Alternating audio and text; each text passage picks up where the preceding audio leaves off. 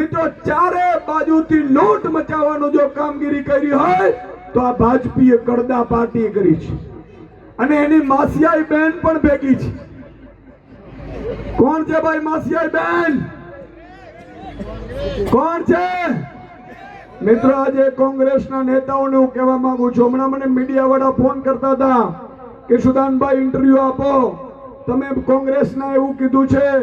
હું આજે ફરીથી જાહેરમાં કહું છું, કોંગ્રેસના નેતાઓ ભાજપના નેતાઓના ભાગીદારીમાં ધંધા કરે છે અને એટલે ગુજરાતની જનતા લૂંટાય છે.